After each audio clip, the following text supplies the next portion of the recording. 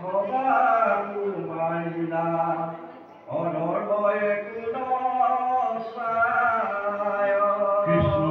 এইখিনিলৈকে দুলৰী নামাকৰণৰ সৈতে পদৰ মাজেদি আমাক কি ক'ব বিচাৰিছে আমি পদৰ মাজেদি পদবন্ধে আলোচনা কৰিম।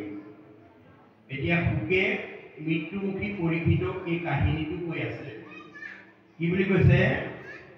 সুক নিগদতি বলিৰ ভগতি দেখি মহেশ্বৰ হৰি, যে দৈত্য ৰজা বলিৰ যি ঈশ্বৰৰ ভক্তি দেখি ভগৱন্ত পৰম স্তম্ভিত হৈছে। পৰম কৃপায়ে ধৰিয়া আশ্বাস দৈত্যেন্দ্ৰক তুলি ধৰি, তেওঁ তুলি ধৰি পৰম আশ্বাসেৰে সৈতে তেওঁ কি কৰিছে? স্নেহ কৰিছে। পাইলা যে পৰম সিদ্ধি দৈত্যেশ্বৰ আৰু কৰা অনুতাপ। তুমি পৰম সিদ্ধিৰ অধিকাৰী হ'লা, তুমি অনুতাপ কৰিছা। মহাপ্ৰেম ইটো ভকতিত ভৈলো ময়ো বৈষ্ণৱ বুলি ভাবোঁ। তোমাৰ ভক্তিত মই পৰম সন্তুষ্ট হৈছো বুলি ভগৱানে স্বীকাৰ কৰিছে।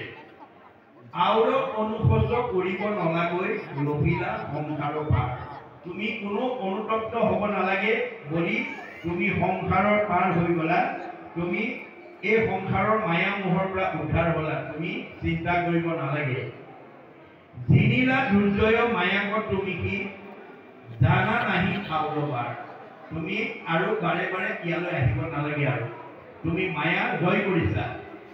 জীৱা কাৰ্যে আবেগ আমি আছো আমি শুনা প্ৰয়োজনীয়তা।